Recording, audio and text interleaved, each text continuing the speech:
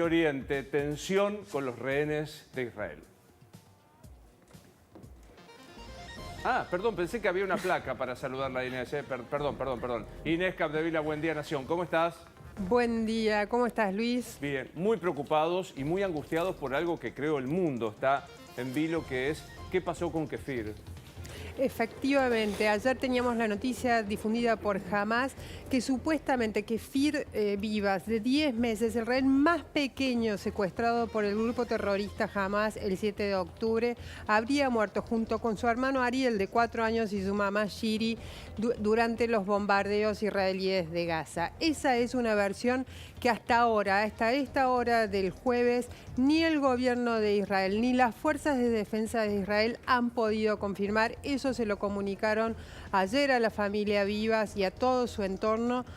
Pero hay un dato sintomático, Luis, que es que hoy, que se extendió finalmente un día la tregua, el grupo Hamas va a liberar a otros 10 rehenes, 7 de ellos israelíes, 2 de ellos de origen ruso, y también dijo, sin que fuera reclamado por el gobierno israelí, que va a liberar 3 cuerpos de rehenes muertos durante los bombardeos.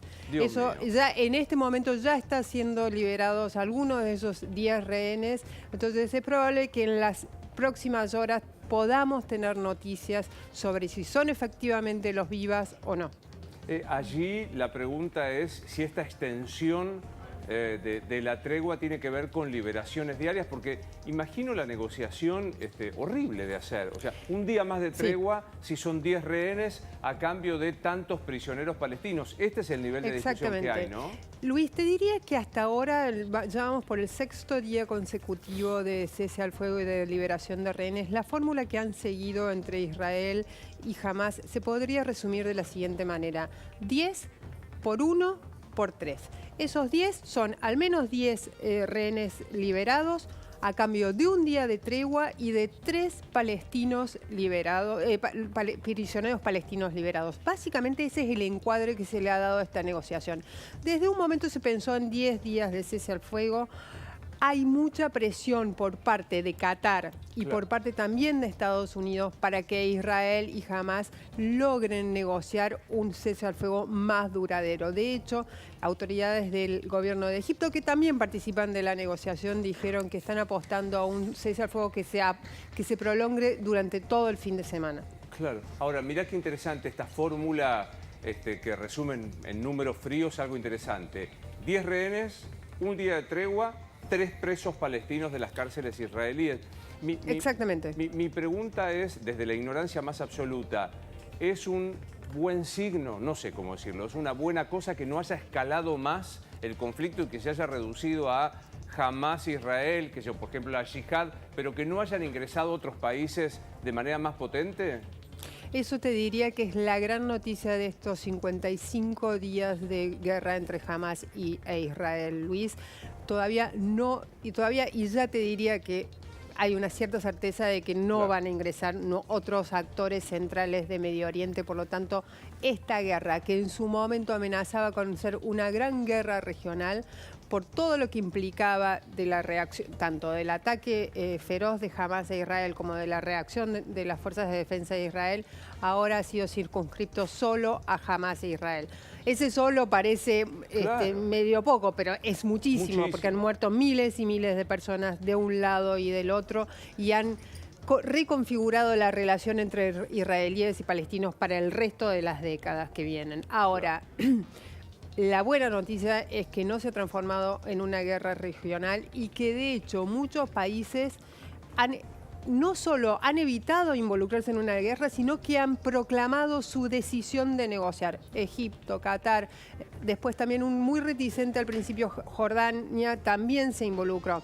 E Irán, el actor al que todos temíamos que se metiera directamente en la guerra a través del norte de Israel, provocando un nuevo frente con Hezbollah en la frontera de Israel y Líbano, también se ha mantenido con cierta cautela. Muy provocador, seguramente, pero no con el grado de provocación militar que se creía posible hace un mes. Bueno, perdón por hacerte extender en este tema que me apasiona y aprendo con vos. Hay 3 tópicos más que quiero al menos puntear con vos, Inés. El primero es viene un polémico dirigente de la ultraderecha española a la asunción de Milei. Polemiquísimo, te diría que es el dirigente político más polémico de España hoy, se llama Santiago Abascal, es el líder y el fundador del partido de extrema derecha ultranacionalista Vox, un partido que condicionó la política española en los últimos años como muy pocas otras agrupaciones políticas y forzó al Partido Popular, al conservador Partido Popular también a tirarse a la derecha y le restó muchos votos que le impidieron en cierta forma llegar al poder, quitarle el poder a Pedro Sánchez. Santiago Abascal, bastante aliado de Milei, compartieron el año pasado un acto muy grande en España al que viajó Milei, del cual también participó la actual jefa de gobierno italiana Giorgia Meloni. Va a venir con una delegación y es parte, digamos, de los invitados polémicos de Milei. Polémicos, Milei tiene derecho a invitar a quien quiera, es el presidente electo. El problema es cómo condiciona esas invitaciones la relación de Milei con los gobiernos de los países a los que pertenecen esos dirigentes, fundamentalmente Brasil. La invitación a Bolsonaro, la reacción de Lula y hoy todo idas y venidas en cuanto a si vendrá o no vendrá Lula a la asunción de Milei. Bueno, ayer falleció alguien que desde su infancia hasta sus 100 años es siempre interesante conocer. Estoy hablando de Kissinger. Y para los que seguimos la política internacional, Luis Kissinger es probablemente el hombre que dio fuerza, vida y forma a la política internacional, a la diplomacia y al orden de poder mundial de las últimas 5 o 6 décadas. Así, vos dirías, solo un hombre, sí, solo un hombre, un académico excelso, brillante, que fue incorporado a la función pública por Nixon, primero como consejero de Seguridad Nacional, después como secretario de Estado y con una particularidad, la única persona que fue tuvo los dos puestos a la vez. ¿Qué quiere decir eso? El consejero de Seguridad Nacional, Luis, es el cerebro de la política internacional de Estados Unidos. El secretario de Estado es el ejecutor de la política internacional exterior de Estados Unidos. Él hizo las dos cosas a la vez y lo hizo de forma tal que dio forma no solo a las relaciones de Estados Unidos con sus dos principales antagonistas en los últimos 60 años, la ex Unión Soviética y China, sino también a la relación de Estados Unidos con América Latina y con el resto del mundo. Un hombre muy elogiado esta mañana. Te diría que la mayoría de los líderes globales saludaban y llenaban de elogios a la figura de Henry Kissinger, que murió allá en Connecticut a los 100 años, pero también muchísimas críticas. ¿Por qué? Porque era un feroz anticomunista que como tal movilizó todos los recursos públicos y secretos de Estados Unidos para combatir a los líderes comunistas, entre ellos Salvador Allende en Chile. Último tema, otro polémico que se toma licencia, ¿no es cierto?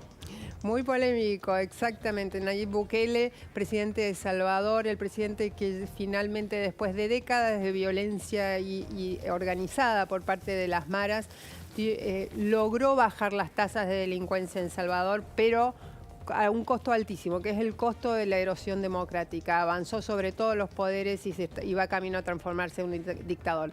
Pese a que la Constitución en 2 artículos se lo prohíbe, Bukele va a ir por la reelección, que fue avalada por una Corte Suprema que está fundamentalmente influenciada por él.